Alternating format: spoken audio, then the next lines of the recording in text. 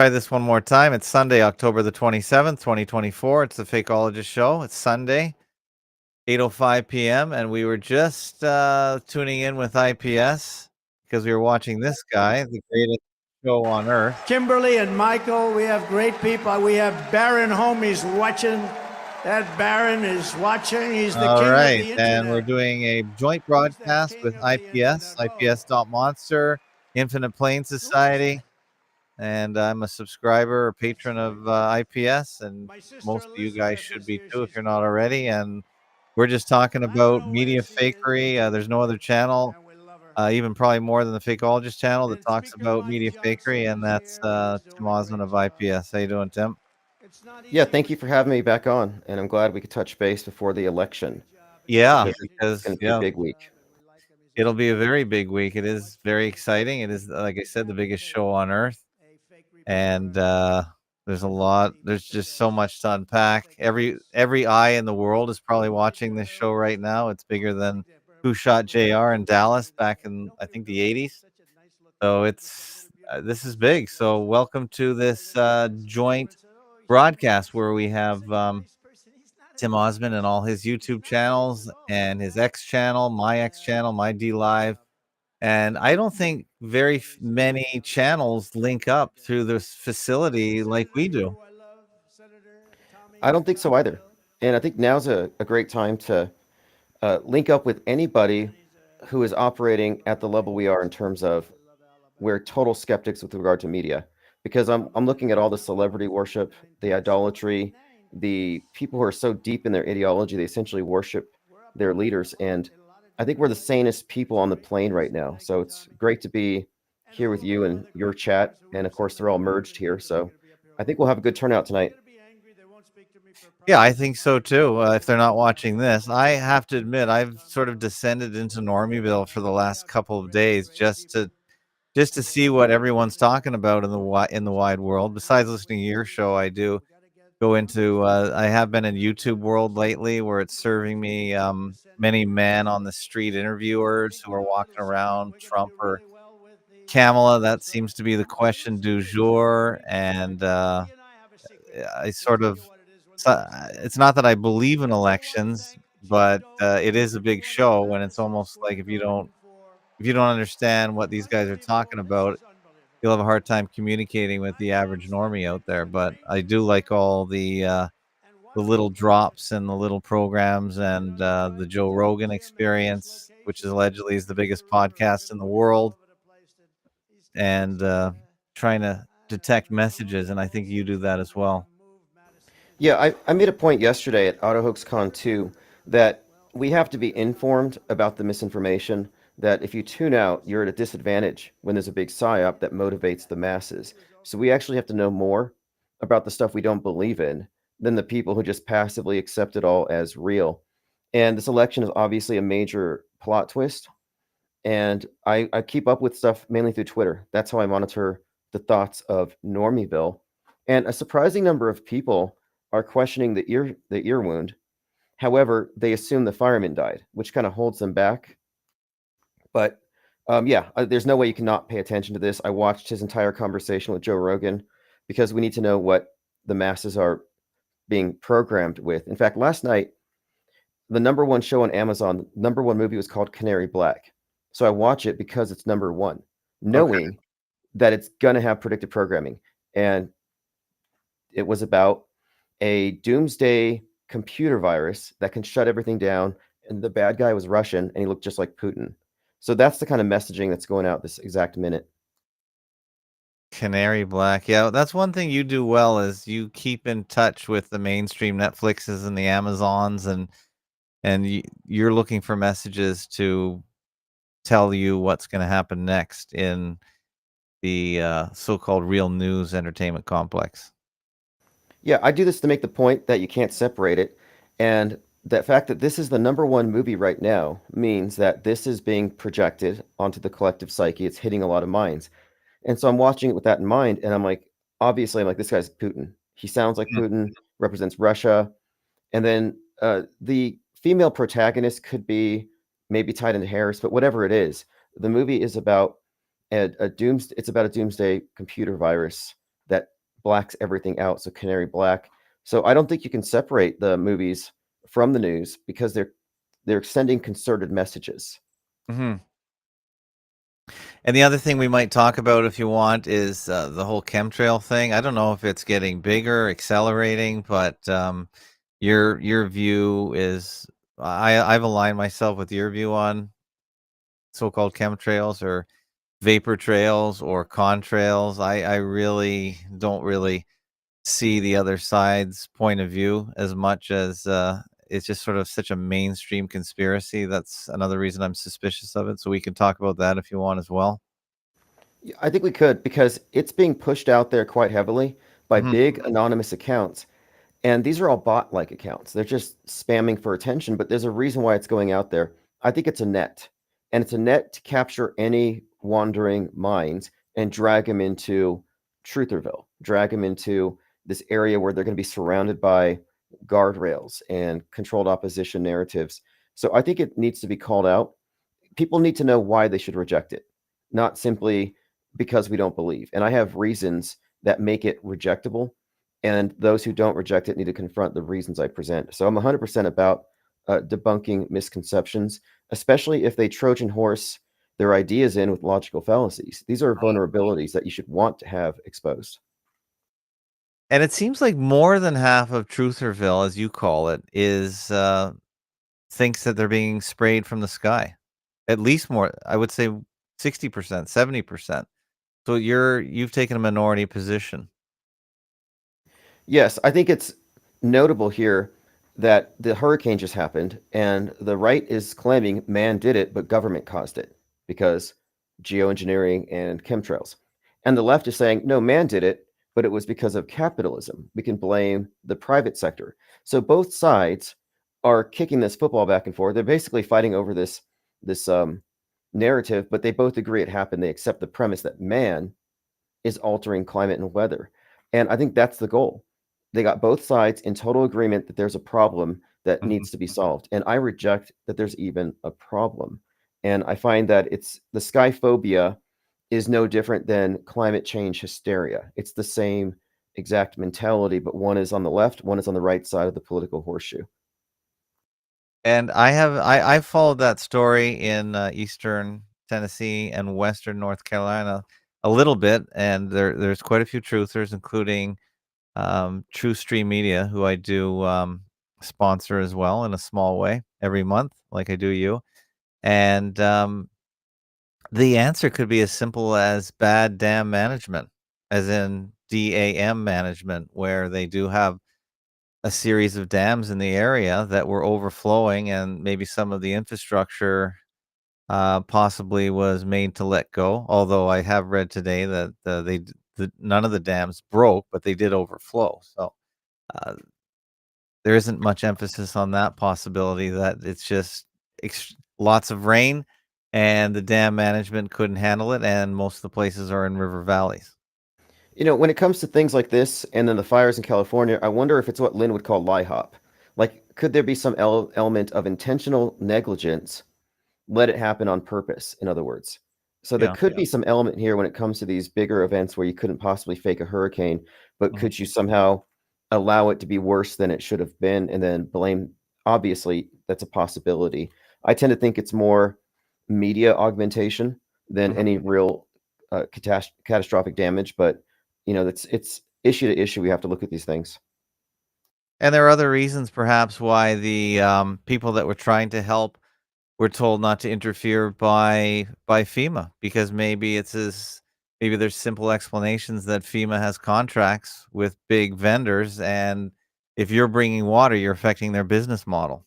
So there's always the easier, more, I would say, the No Agenda show summarized it pretty well, that why you don't have to build a big conspiracy when there are just some financial reasons why certain things are done in certain less efficient ways, but government ways. Disaster capitalism.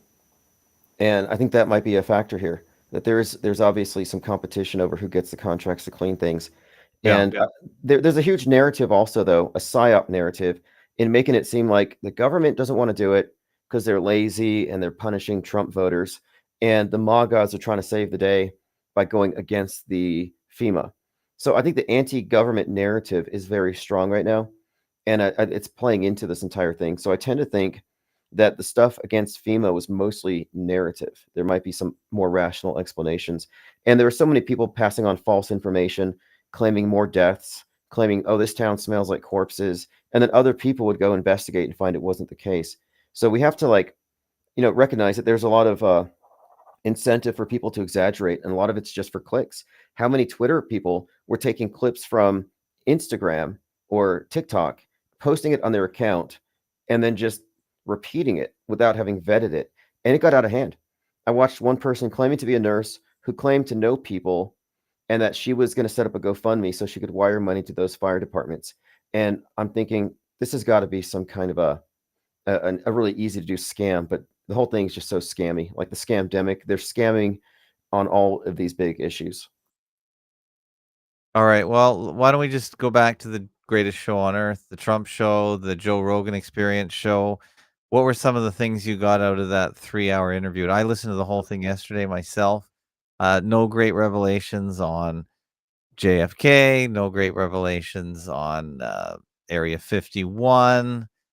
It was just a whole, and no a glossing over of the earshot where he really didn't, really de-emphasized and really didn't say it was a big deal and wouldn't show any evidence of a scar. He just sort of brushed his hand. So what's your take on the whole Trump show, and what's your take on since we probably won't convene until after November 5th, what's your take on any clues as to what the script will be, since it's already probably predetermined? Right, right. Now the ear thing has a lot of connections predictive programming wise. The Cape Crusader Batman season finale just came out. Rupert Thorne, a Trump-esque character, gets the ear thing. We've mentioned all these various instances of how, like, Tony Soprano, ear wound.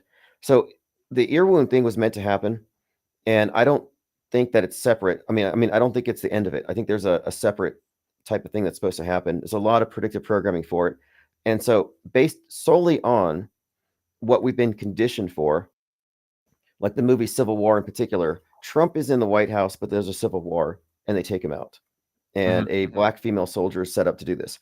This has a mirror in Fallout, where Betty Pearson, and in this situation, there's this suggestion of a stolen election. Same thing. So everything suggests very contentious. But as far as basing a winner on this, I'm hesitant to say that I'm totally confident it's Trump, because every bit of Netflix programming seems to indicate Kamala. Wow. But as far as the movie Megalopolis we recently talked about, it has this more dominant narrative of it's beyond just an ear wound; it's a head wound, and it's this bigger drama that unfolds. Like, it incites a 9/11, and the ear wound barely sent any ripples. So I don't think that could be it. I don't know when this foreshadowed event is scheduled to occur, but I'm just looking at this as, if we base it off of Civil War, it looks like Trump gets in and it's highly contested. If we look at, I think it was on Amazon, DMZ, it's the same thing, but the country's split in two. So everything points to some massive schism and disputes. So whoever wins, the other side's going to obviously call it a loss.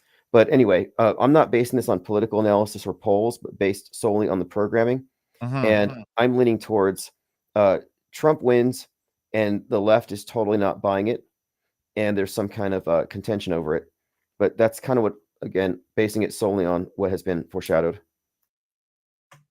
Yeah, and Trump has been saying also on the Joe Rogan Experience, and I just before you came on, while I was watching the speech, he's also indicating that being president is a very dangerous job. He mentioned bull riders, he mentioned NASCAR drivers have a certain death percentage, and he's saying being president is way higher. He didn't really know that, I guess, until the headshot, or the staged headshot. I guess I should couch it with that.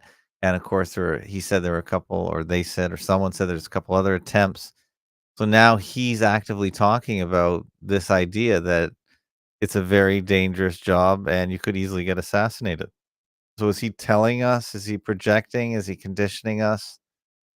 What's your take on that? Because he's revved that up. That's right. They were talking about how statistically it's very dangerous to be a president. And Mhm.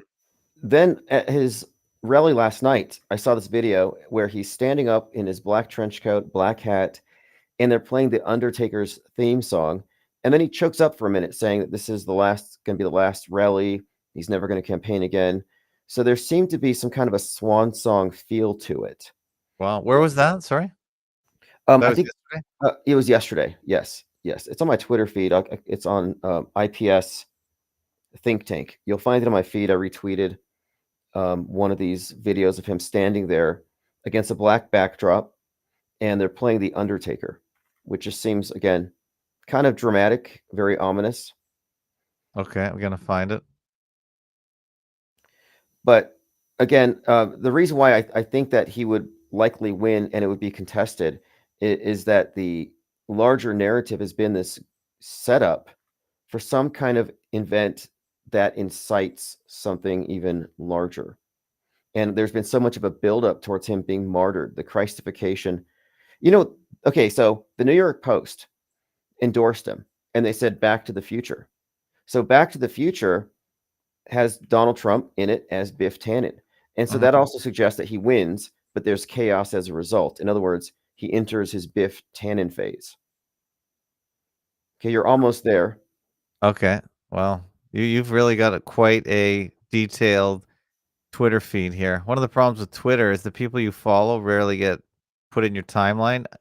You have to literally go to everyone's the page that you're following and try and find stuff. So I don't really see any of this, even though I follow you. Right. It's frustrating, very frustrating. I used to be able to grab the RSS feed of every Twitter, but they cut that off from the source I was using. So now I have to, and you forget who you follow on Twitter. At least I do. That was nice when they used to have that. Yeah, they've definitely destroyed Twitter in a lot of ways. There it is. That's Okay, the here it video. is. Cool. And so for anybody who wants to follow me, it's IPS think tank. So you're saying that they got the you got the black trench coat, the black hat. Okay. Interesting. And the Undertaker theme song.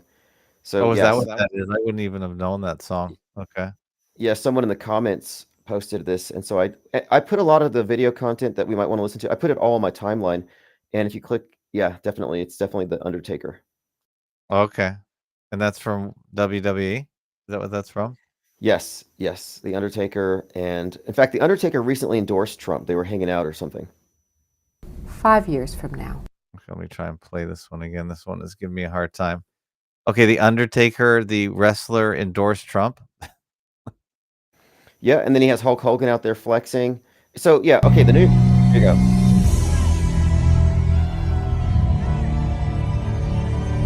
I don't know. There's a lot of. Okay, that's pretty okay. It's a Gotcha. dirge. I mean, it's a dirge. It's the music he plays when he holds the urn and he goes down the aisle. And so that's kind of, I'm saying it's very ominous. So the New York Post put him on the cover and they said Back to the Future. So that's a Biff Tannen reference, Donald Trump reference, of course, in his later stage where he's a tyrant. So that could be a good bit of foreshadowing. And the New York Post called him Braveheart when he went to Butler 84 days after the shooting. They called him Braveheart. And if you remember, at Butler, when he was shot, he did the Braveheart pose, just like the movie. The flag was behind him that matched the alignment of the flag on his face for his avatar on Truth Social. So you have the Braveheart alignment, the avatar perfectly insinuated there. And then on the cover of the New York Post, they called him Braveheart on that day. So again, none of this is coincidental. Wow, you really get deep on this. This is way more than I can even imagine. So you really make a lot of links. Oh yeah, and I even called this out that the right wing would jump on to the 6:11 p.m. shooting time and attach it to the biblical reference 6:11 Ephesians, armor of God. And just yesterday, Jack Posobiec, top tier right wing influencer, was out there telling people that the fact it happened at 6:11 mean that God intervened. See, there it is, Back to the Future. Wow. And WAPO, the Democrat, Washington Post didn't endorse anybody. That was supposed to be a big deal. Yep, the Post endorses Donald Trump Back to the Future, and that is a very blatant predictive programming tie-in to Trump in his incarnation as like this evil dictator type, and he looks like a combination of Trump and Elvis as Biff Tannen. But it's Biff Tannen who I think dies, and I would even add to it the name Biff is likely a tie-in to this Masonic martyr, Biff, Hiram Abiff. So I call him, Hiram Abiff Tannen because we're waiting for this end of this build up, this big narrative build up towards the next JFK like event. I'm just reading.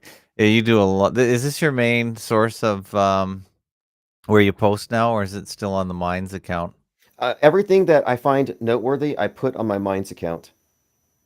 So if there's a tweet, I'll screen cap the tweet and post a link. And I try to maintain this. I do maintain it because I want to show my receipts.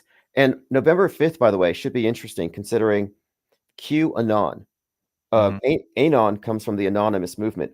The anonymous movement's face is Guy Fawkes. Guy Fawkes is tied to the November 5th gunpowder plot. The movie V for Vendetta predicted 2020, and it's by Ellen Moore, one of his stories. Great deal of clarity there. It's 2020, lockdowns, viruses, dictatorship. But the fact is, you have the Anons, who are, of course, pre-Q, but now you have QAnon. So I'm thinking QAnon, if anything is to happen, would be perfect to be scapegoated if something were to go down on 11/5. And in the Batman movie, you have this flood on November the 5th on the election that puts Gotham underwater on 11/6. Well, the Penguin series has reiterated that same November the 5th flood. So I'm seeing the Batman universe predictive programming, V for Vendetta, and all of it would correlate because in the Batman movie, it's the Riddler, an anonymous internet provocateur that triggers the dams breaking and flooding the polls. So I'm looking at November 5th, the possibility of some disruption as kind of in the script here. Well, yeah, we talked about that or did you talk about as well that there are drills scheduled for the day? Well, it was for the 5th, 6th, and 7th Homeland Security cyber drills, but then they Yes. took off the 5th one. They took off November 5th, and now it's just the 6th and the 7th. Did you know that? No. And see, that's interesting. Okay. That's interesting they would do that because do you remember Cyber Polygon was canceled and then they did it for real? So I'm thinking this might tie into Canary Black, which is again, top movie right now, promoting the idea of a digital nuke is what they called it. I'm trying to find it here. We did talk about it with Frank the Salt guy. Okay, here it is here. Homeland Security, infrastructure, cyber. Now, so I captured this from archive.today, and they changed this. So you can see here it was set for November 6th and 7th with a large-scale cybersecurity exercise on November 5th. So they took this part off. Okay, that is fascinating because again, the thing that really stood out about Cyber Polygon was we're waiting for this event that's going to happen in the summer, this tabletop exercise. Then it gets canceled, and on that day, you have these major disruptions in Canada. And I thought all they had to have done is just said, "Hey, look, we're just going to drill this thing, but we're going to say it's real and test our system." So the fact that they pulled that date to me stands out as a red flag. Yeah, I was affected by that day in Canada. We just had one of our largest cell carriers.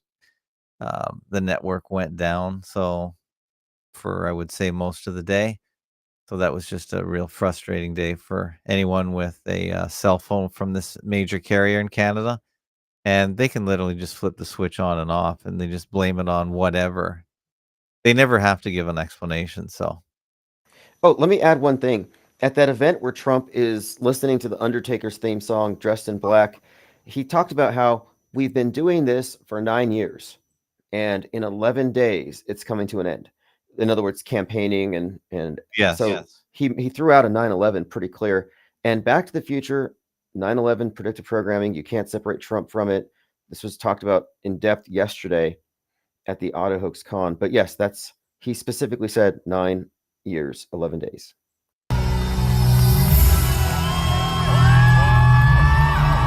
So is this the rally that he showed up at after the Rogan show? Because it says here it was 3 hours late. Was this in Michigan? I think this is the one where people stood outside for 3 hours. I don't know if this was after Rogan Yeah. or the day after, but yes. And it was noted by the news media that people were out there for 3 hours freezing. Yeah, I think it was Detroit or somewhere in Michigan. Yeah. Okay. So that's the one with the Undertaker. And yeah, I think I read that he blamed it on being on Rogan for whatever amount of time, I guess the same day. One thing for a guy that's almost 80 to keep up the schedule, it is, even if you like us think all of this is staged and hoaxed and scripted, it is a pretty grueling schedule, even though you have a private plane. Do you think there's more than one Trump? Because I don't think so, just because of the way his facial mannerisms is, the way he speaks. I don't know, but if that would be easy to have a doppelganger for. But I think there can be stand-ins, but not when he's speaking. I don't know. What's your take on that? Do you think you have multiple instances of Trump? He's likely the hardest working man in show business. I think that he's just Yeah. hardworking. Before he came into office, I started seeing him in the news, and so I read a couple of his books, and I got the idea from his books that he sleeps 4 hours a night, doesn't drink, doesn't smoke, Yeah. and I think that he's probably managing this just fine. I don't think he's and something else he pointed out in the Joe Rogan debate, he said that essentially that Biden kind of gives a bad name to people that age, that they're all breaking down, and he suggested that no, Biden is abnormal, that he had brain surgery or something, but Yes. that you wouldn't expect somebody at 78 to be cognitively impaired and slowing down necessarily, but that's sort of an indirect attack by the other campaign against his own cognitive health. But yeah, he did address this. Okay. All right. So you don't think there's more than one? I think Okay. he's doing I think he could handle. I think one actor could handle it, and this is the role of a lifetime, and he's catered to, obviously. But Yes. as far as there being doubles, though, they would have to be body doubles. That's standard for all. I'm sure that's standard for all Yeah, for presidents. big leaders, for any big leader. Yeah, for sure. They have stand-ins, stunt doubles, that kind of thing. People that show up in the wrong place or at the wrong side of the building where the real guy might be coming in the other way, that kind of thing. That's all standard operating procedure, I would say. There are many who believe he's a twin, red tie, blue tie, and you Mhm. can find it where it's like it does seem like two different people. He's polished, speaking really quick, and there's other times he's like you see him golfing. I'm like, is that the same guy? But a lot of it could be camera angles and lighting. So I'm not too certain about this, but the idea of there being twins, that's been floating around for a long time. And in the predictive programming, there's a ton of stuff connecting Trump to this idea of him being a twin, even the Twin Tower stuff. So I can't rule out that there are twins, but I don't know. I mean, I'm sure you've come across this stuff as well. It's within the realm of fakeability, but I Yeah. don't know the meaning of it. Now we got lots of people watching tonight. If anyone wants to call in, we'll take your calls. The phone numbers are at the bottom of the screen: 810-666-1984, 902-400, 1984. Shortfake.com/restream if you want to come into the studio here. All different ways to communicate if you want to, or if you want to leave a comment, we can try and get through all the comments here. This is a pretty large number. IPS always brings a large audience over here, and we're really appreciative of that. And we're all big fans here at Fakeologist of IPS. Some of us even agree with you on the chemtrail thing, but not everyone does. It seems to be one of the most divisive issues. I don't really even call it media fakery in any way. It's just sort of a truther, um, just a truther talking point that really creates a big divide, like many others. Yeah, my take on it is this: if you can convince me of chemtrails without resorting to any logical fallacies, then we can talk. And I think this is a great opportunity to expose and remove vulnerabilities. I would want to know if I was falling for loaded questions. And I think everybody who accepts the question of what are they spraying and tries to ask themselves, what are they spraying? They should know that that's a loaded question that Yeah. assumes that it's a spray and not just the reaction of hot air at a certain altitude. But I think people should want to be proven wrong. I want to be proven wrong. If the expedition to Antarctica shows a 24-hour sun, I'm not going to ignore that information. I have to think about, well, what does this actually mean? And I see a lot of people, especially with this, the ones who are really attached to the flat Earth topic, not interested in testing their own model. They don't want to be proven wrong. 8 seconds. All right, we got a caller in. Where are you calling from? What's your name? My name's John the Beggar. I'm from the South Shore of the St. Lawrence Seaway. Regular caller John. Say hi to Tim. Hi, Tim. How you doing? Very good. Thank you for calling. I have always thought there were multiple Trumps, even from the past. There's a commercial Kamala has, or Kamala, whatever you want to call her, and it shows the early Donald Trump and a later one, and the nose is substantially different. And you don't get major nose jobs like that late in life. And he's two different characters, and I know the blue tie, red tie that was last time and the time before. I have no doubt about there's several people playing him. Okay. Absolutely no doubt about that. Well, and as far as chemtrails, who's in New York tonight, by the way? I didn't see. Okay. I didn't see anything. But as far as chemical trails, the sky was just fudged with like it was like taking a piece of chalk the long way, not the pointed way, on a board, a chalkboard in school, and drawing and smearing it out. That's not normal clouds. And earlier in the day, there was a crisscross of trails all over the sky. Okay. They're most definitely spraying things. Let me address that and then the nose thing, the Trump nose thing, because that's a good point.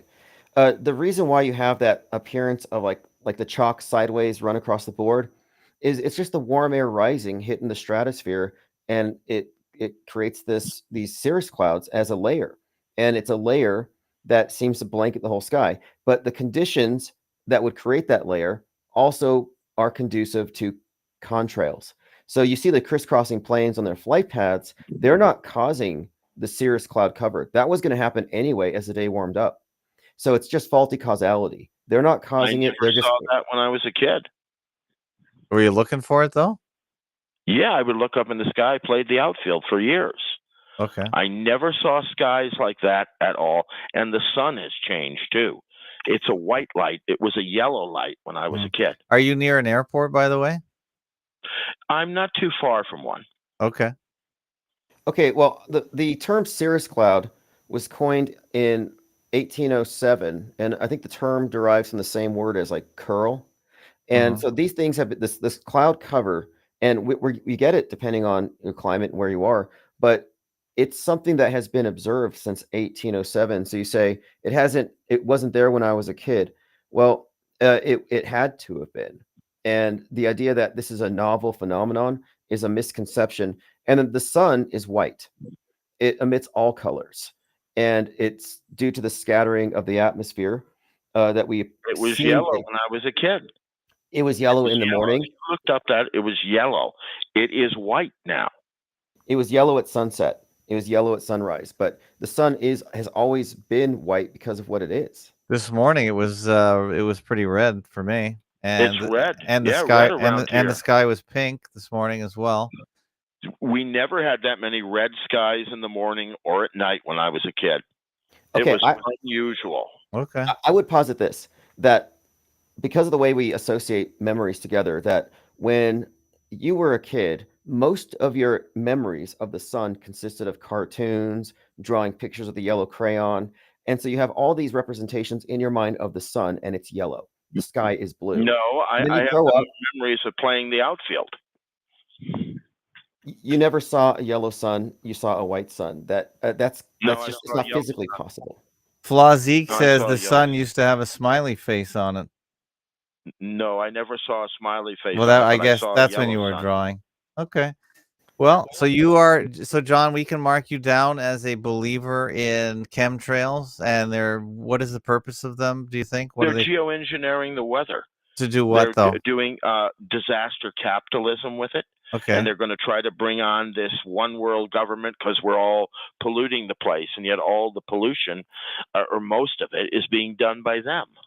Okay, good. You live on the same weather line as I do. I'm in Toronto. You're down to the west of me, so we get the same weather. And I live by the Toronto airport. There's no planes taking off spraying that I can see. Although the exhaust does smell to high heaven, and I literally, the area around the airport is covered in just all the exhaust particulate, and it's definitely it combines with all the automotive exhaust around the airport. It's a huge 25-lane highway by the Toronto airport. So there's that. But the weather is extremely active, but most of it comes from the very cold north wind that blows over Lake Huron, which I think you're adjacent to as well. So I'm a little to the south and west of Lake Huron. Okay, but we get the northwest wind that brings the moisture from Lake Huron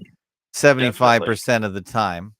And then the other time when the wind goes just for the west, Buffalo gets buried by the open Lake Erie, which I think you're on one end of as well. So yes, I'm on the other end. So we're on the Great Lakes system, which has enough moisture. Why would they need to create more moisture when we have more fresh water than anywhere else on the entire planet? Well, they're spraying to do other effects. Wait, let me add something here before you go on. One, you're saying they're spraying. You don't have any evidence that it's a spray, that it would necessarily, like a spray is like a fluid or something inside of the plane that is squirting out. I have evidence from a mechanic who is a friend of mine, a plane mechanic at Metro Airport in Detroit. He's retired now. And I asked him about this, and he wouldn't speak to me. He said, I'm going to retire in about 8 months. And he said, after I'm retired for about half a year, he said, I'll tell you what I know. And he retired. And about 2 months after he retired, he said, I'm going to tell you what I know. And he said he was working on a plane, and he saw a tank. Okay, this is hearsay, but go on. No, it's not hearsay. It's testimony from an actual mechanic. And he said he called the government like he's trained to do. And if he sees anything on a plane, they came out, looked at it, and told him everything's okay. If you see this ever again, don't bother calling us. It's okay. And he would see these strange tanks hooked up in planes on strange areas, in strange parts, periodically. So I know for a fact they're spraying. Okay, well, let me add one thing. One thing, you know this for a fact, but you're not wearing a mask. Your kids aren't on masks. You don't mask your dog when you take it for a walk. Why aren't you concerned enough about the supposed chemtrail to wear a mask? Or are you assuming it's only... A mask doesn't do anything. Those masks don't do anything but cut down on the amount of oxygen you receive. Okay, let me add one more thing before we move on. Because one more thing here. There's this thing called the Appleman chart from the 1950s. And it is a tool used by the Air Force to predict conditions that would give away their planes. In other words, hey, look, today we're going to have cirrus clouds. So if we fly a plane up here, it's going to leave a trail. So if you can predict cirrus clouds, you can predict contrails. Contrails are predictable.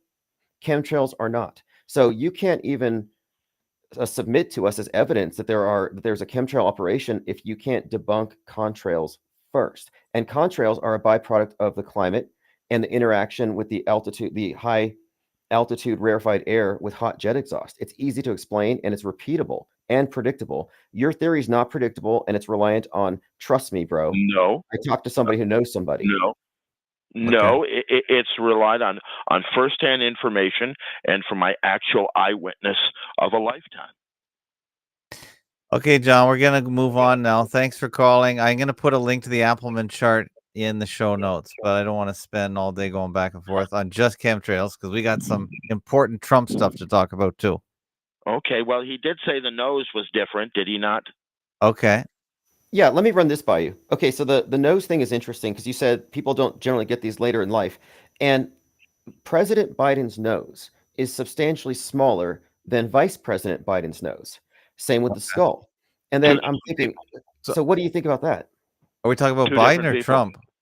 Well, he talked about Trump's nose, and I'm saying that Biden's nose is significantly smaller than when he was... a different person. He's definitely a different person. I'm not sure if he's even the same person that ran for president years ago back in the 80s. I'm not sure the vice president, Biden, we knew was the same guy. And I know the guy in there now is not the same as Vice President Biden for sure. Okay. But if you go to the nose and you look at early pictures of Donald Trump, his nose is different. It's an entirely different human being playing him now. Okay. I'm not convinced on one way or the other, but mostly not. And I haven't really found too many links. So if you've got any links, email them to me or put them in the show notes. Yeah, because We can look at them because I'm not convinced. yeah, I'm not either for this reason. I could see Biden being replaced because it's not a hard character to play, but Trump has a very distinct personality and his mannerisms are so idiosyncratic. I And he don't does a know. lot of talking. Yeah, yeah. There's A like lot of talking, a lot of kissy faces with the mouth and all that. So Well, I think he's a talented actor, and he always was, no matter who was playing him. And I'm sure they can get good, talented actors anytime they want to. okay, well, I agree that a lot of he's the best actor that ever played president. That's for sure. So, John, thanks for calling in, man. Okay, good night, guys. Take care, John the Beggar from the South Shore of the St. Lawrence Seaway. Anyone else can call in as well and ask questions. We don't mind being challenged a little bit here and there. But what do you want to go on to next, Tim? Well, I would just say if you look up the Appleman chart and faulty causality, you can reverse engineer how you're tricking yourself into thinking the planes are causing the cloud cover. It's an easy trick. It's a magic trick. It's basically putting you're misreading what you're actually observing, and that's why it's so compelling for them. The people who believe in chemtrails are making observations. The problem is they're processing the information wrong. So it's just a logical fallacy, something to look into. Why does this topic take so much energy out of people? What is so fascinating about it? I mean, there's so much about media fakery and the stuff I like to talk about. Why does this just consume people to such a degree? I've thought about this a lot, and I think it's because the chemtrail thing is the only conspiracy theory that gives truthers evidence of their oppression. Like we're being oppressed right now. Look, you can see it with your eyes. No other conspiracy theory has that. So I think it's just the theatrics of it that you're sitting there as a silent witness to your doom and destruction, and nobody believes you. So it makes you feel alienated and paranoid. So I think it's an incredible psyop. That's what it's a psyop. They're alarmists. They're scared. And climate change really has no visual evidence, so there's not really much to go on with that one. You just have to take the data sets that they give you saying that the polar bears are disappearing or increasing and the ice shelf is falling out. You can't see any of that stuff. Exactly, exactly. Climate change isn't so visible. No. Now, what's interesting though is in the last couple of years, NASA scientists, NOAA, and climate scientists have pivoted to say contrails are Mhm. causing climate change. So now chemtrail believers and climate change believers are arguing the same thing. They're They're on starting to line up. Yeah, they're lining up. so John the Beggar is essentially espousing the same views as Greta, same alarmism. And I'm saying this is evidence of the Hegelian dialectic. And if you took a side, pro or anti, you're being played. And it's leading towards the gray, the synthesis, where both sides agree man's doing some bad stuff, and we're going to have a one world clamp down on our carbon Air emissions. travel. Yep. Yeah, air travel's gone. Shut the airports. Yeah, I can see that happening. Wow. That's a long game. It's a long con, but yeah, they can merge the two and they meet in the middle and there'll be no more flying. Yep. Both sides agree. So I'm like, okay, both sides are probably wrong, which is consistent. I tend to think any bifurcated psyop that has a partisan interpretation is a hoax, and anything that's pushed by emotional appeals, logical fallacies, and I know somebody who knows somebody. Because even if I took him at his word that he knows somebody who worked on a plane, Hmm. well, I have a relative as a pilot who says these things don't exist. So whose secondhand account do we listen to, mine or his? And so that's why we have to reject those types of claims. Hmm. Yeah, it's just endless though. People really dig into their sides and they don't let it go. I'm kind of not. I never considered it a media fakery conspiracy, so it's not really where I like to go. But the people that are attracted, at least to my site, tend to bring it up, and they're like a dog with a bone; they won't let it go. So Now, just yeah, and with regard to media fakery, which is a far more important topic here, mm, because we're talking about perceiving accurately, and not, and so chemtrailers believe their stuff, but they have their reasons. But I think it's more important to think about how we accept claims. And one thing I find interesting is that a lot of people right now are calling the Trump shooting fake, the ear wound fake, but mhm, because they think the fireman died, they are still clinging to uh, the idea that this is like a false flag instead of total hoax. And so I see how people are trapped in their boxes. And so I think one of the fascinating things to see now is how people who are anti-Trump are happy to call it fake because it takes away his martyr status, but they mhm. can't call the whole thing fake because that would implicate the media on their side as well. Right, yeah. There's not too many advocating for a completely staged event. That's a tough one for anyone outside of this of our group. Yeah, yeah, especially okay, I'm listening to Joe Rogan talk to Trump, and a lot of the things that we already debunked, like for example, the idea that there were Venezuelan gangs taking over apartments in Aurora, and Hell's Angels were coming from California to get rid of those gangs because they're taking the Mhm, jobs from American gangs. I saw this story and I thought this has got to be fake. Turns out the motorcyclists were not Hell's Angels. They were going to a motorcycle rally in Durango, Colorado, not mhm. even going to Aurora. So that story was debunked, and the Venezuelan gangs weren't actually taking over these apartments. And yet, in the conversation between Rogan and Trump, Rogan's like, "Yeah, I'm seeing the news today, and you got the Venezuelan gangs taking over Aurora," and Trump's like, "Yeah." So they live in a fictional universe where these things are true. They don't get to the point of debunking these things, and I'm like, what a mess. Yeah, Trump brought that up tonight in his speech, actually. He went on and on about it.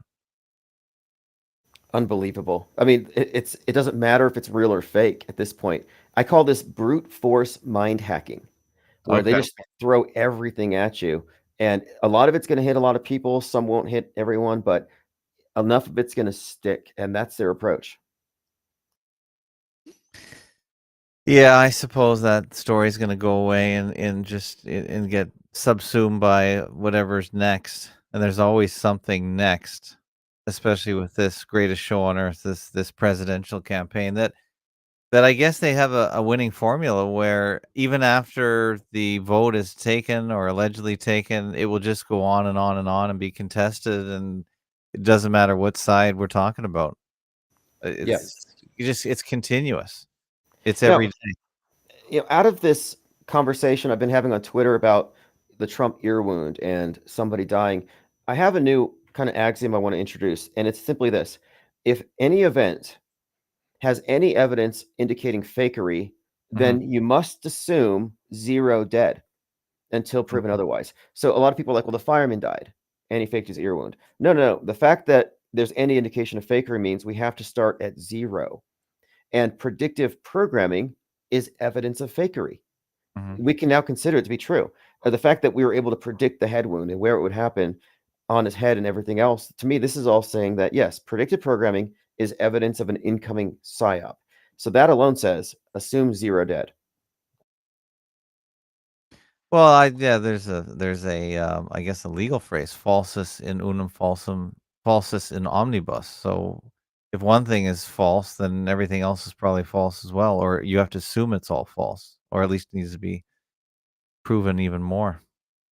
I like that. And I've been having a lot of conversations and debates about the space station, and Mm, I have a list of things to show people. Like, hey, these are indications of hoaxery, but they won't agree with me with this starting point. I say I won't show you my evidence until you agree that any special effects on the space station necessarily debunks it as being more than a simulation, and they will not agree to that standard because in other words, they don't want to own it. If I provide evidence of falseness, they'll just ignore that piece of evidence rather than have to deal with what it implies, meaning the whole thing's fake. yeah, I put a link to falsus in uno, falsus in omnibus. I'll put a link to that in the show notes so people can look at that. That's a legal term. in common law anyway?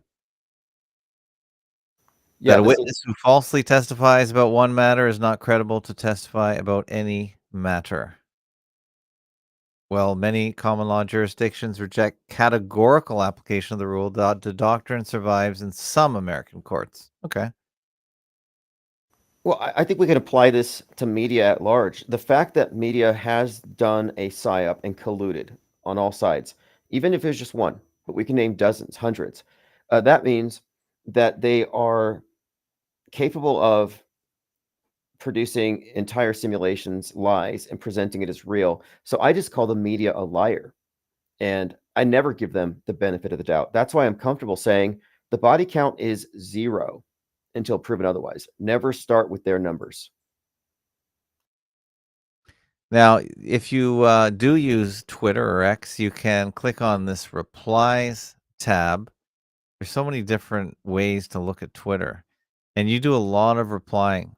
So you really engage. Is that worthwhile, do you figure, to engage? And yeah, because the problem with replying is the one thing I've been doing on Twitter in the past. I don't know if it makes any difference. I'll do a reply and a retweet so everyone can see it, because I think a lot of people miss the replies. So you can get lost in the replies and no one knows what you're doing really unless they click this tab.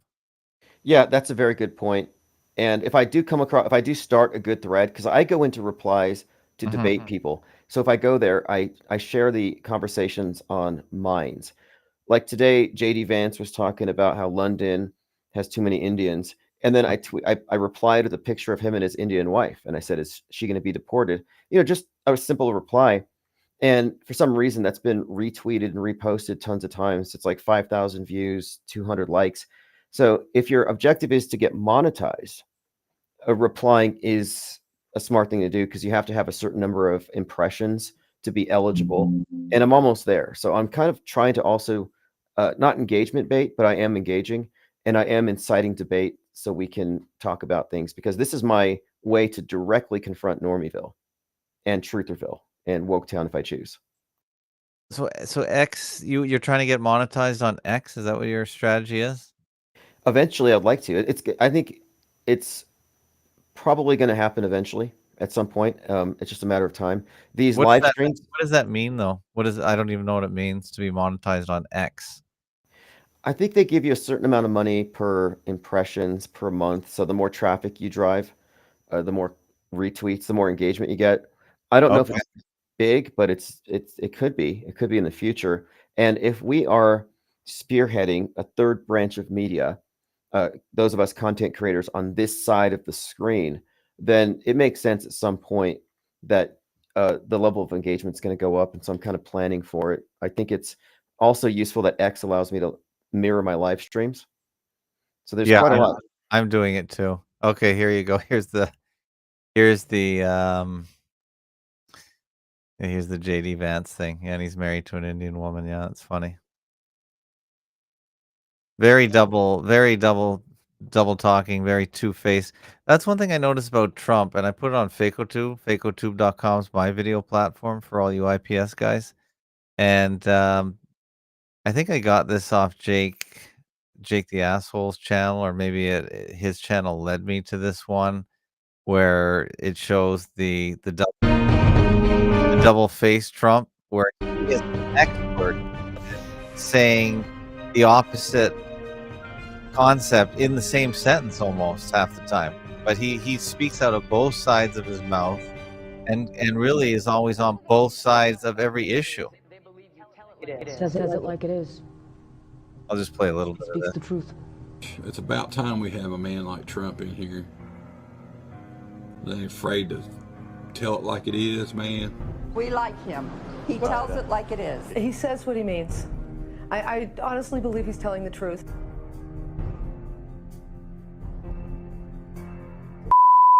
So on Hillary Clinton, She has no natural talent to be president. She's very talented, and she has a husband that I also like very much. Hillary Clinton was the worst Secretary of State in the history of the United States. Hillary Clinton, how did she do as Secretary of State? Probably above and beyond everybody else. Let's say Hillary is president. Hillary Clinton, I think, is a terrific woman. I think she really works hard, and I think she does a good job, and I like her. So I will build the wall, and we'll Mexico do is this going to pay one for last it, and they'll clip. be happy to pay for it. I'm not going to pay for that fucking wall. This guy used a filthy, disgusting word on television, and he should be ashamed of himself, and he should apologize, okay? Listen, you motherfuckers, we're taxing 25%. I'm gonna bomb the shit out of them. We'll beat the shit out of them. Political bullshit. You're not gonna raise that fucking price, you understand? All right, so there he is. There's a lot of that. I'll put a link to this one because he's so good at covering both sides. That's why he attracts so many people, because he's for both sides all the time.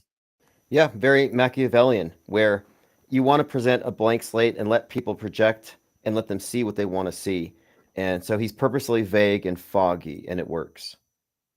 That's awesome. Yeah, it's the best show on earth here. So let's see if anyone else in the chat has anything to contribute or talk about. Les Luther. Yeah, go ahead. Yeah, one thing is we've been doing these auto hoax cons, and my objective is let me get anyone who focuses exclusively, more or less, on media fakery and do sort of like a panel. And this is like a monthly thing. So Auto Hoax Con number 3 is going to take place in November. I'm not sure. It'll be the second or third weekend, depending, but I'll let you know. But I think that you would make a welcome addition to what we've been doing. Oh, thanks. Sure, I'll come on. Sure. I know you were doing it. I just didn't really track it. I can definitely do something at the same time or different time, but this is my main time, 8 o'clock most days, because I do work a slave job. So. Okay, well, what we'll do then is we'll take that into account, and if we can get you as a live guest, that would be great. But yeah, just thought I'd bring it up here because there's just so few of us, and I think we're all on the same sheet on most of the important points here. And so I think it'd be great to get more of our audiences together and just see what happens. Yeah, I'm all for it. Sure. Yeah, you're right. There aren't too many people here that talk the way we do in our way of looking at things. So. And yeah, sure, I'll definitely participate in any way I can. And I'm just looking if there's anything else. We come up to about an hour. I usually like to go about an hour. So you have so much content. You've got IPS.monster, as everyone should know. I usually get your stuff via the Odyssey uploads. You upload to Odyssey, so that's usually where I get your show on, mostly on the daily. You go up and down. Sometimes you put 3 or 4 at once. Is that still the best place to get your shows, IPS on Odyssey? Yes, Odyssey's very reliant and very reliable. I put all my archives there, and of course, I try to do it nightly. I try to, but sometimes I kind of get held back, and it takes me 2 or 3 days to catch up. So you'll get your email bombarded with content, but I'm just about caught up. So IPS.monster, appreciate the plug. That is the hub. Okay. And do you keep your YouTube streams, or do you delete them? Are they approved by YouTube? Can they stay up? I tend to delete them if we talk about anything controversial, and I have a backup YouTube account where I premiere them, and then from there it auto exports to BitChute, and then I have a redundant backup Odyssey. So I make use of multiple YouTube accounts because I don't want to compromise my main channel, which happens to be monetized, and we have a lot of members on that channel. Okay, so people can actually subscribe or join that channel with the subscription model on YouTube? Yes, and so if I'm on a live YouTube stream, someone will often gift memberships for other people, but members get special access. I can pre-release videos or do members-only content. And so, yes, that is a feature of the main channel, and it's doing pretty well. 1,300 subs. And that only works if you have more than 1,000 subs, I believe. Is that right? I think that's when they turn it on.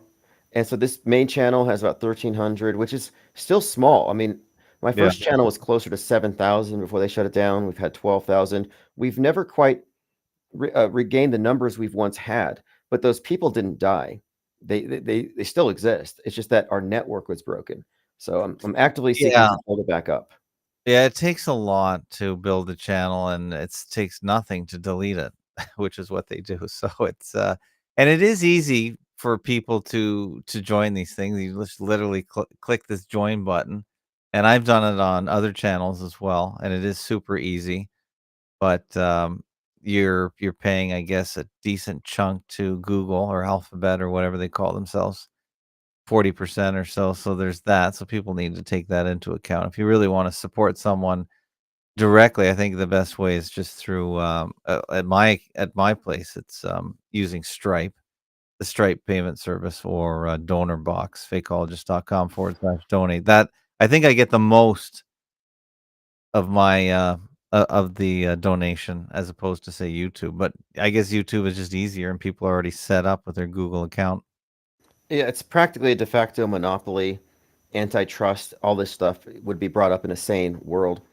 I'm really trying to transition into a business model based on publications.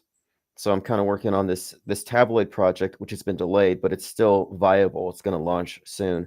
But I'd like to move from donations to more of a subscriber and reader supported content, which makes it harder for them to censor. But Yeah. but for the time being, I will monetize Twitter. I'll monetize YouTube if I can. Yeah, my motto is just make it open for any way that they can support you. Even Substack has a way, I think. Are you able to get Substack monetization right away, or do you have to wait with them too? Oh no, Substack is great. Substack is like a backup Patreon. So anybody who's on Patreon, they get archives, live notifications, anything inside, and I mirror all that content at Substack. And it's basically free, but if you pay $5 a month, you get access to additional layers. But yeah, whether you're on Substack, which is IPS.monster, or Patreon, it's the same content. And does Substack take a big chunk? Not really. And Substack, I think it's reliable, it's not censored, and I do get a lot of traction. People do read it, which is great because I'm trying to get a lot of these ideas out in print. And I think that's a key component here because videos can be deleted, but we want to get into books, we want to get in print. So I use Substack to get a lot of ideas out that I want to print later. So like this last article, fictional universes and how these guardrail minds. Important concept. The idea of the mainstream media working within a closed fictional universe. So that's I've been basically taking Substack and publishing it almost annually. I put it into some kind of a book. Well, that's great. And any do you see anything for the ISS happening? It's just the same old thing with NASA, or just talking about just the fakery, the way they just fake the scenes. But I don't really think anyone besides a few truthers are paying any attention to the ISS. I don't think the average young person has any idea what's going on. Yeah, it's out of sight, out of mind. The stranded astronauts are still up there. Mhm. Personally, I think it's an Achilles heel. Its special effects are stuck in 2015, and it is actually just part of the bigger story. I mean, when Megalopolis came out, it opens up or has this major scene of the Russian satellite falling to the Earth. And while that movie's in the theaters, as it hits the various film festivals, a Russian satellite in space blows up into 100 pieces, and it necessitates the lockdown of the ISS. They prepared for disaster.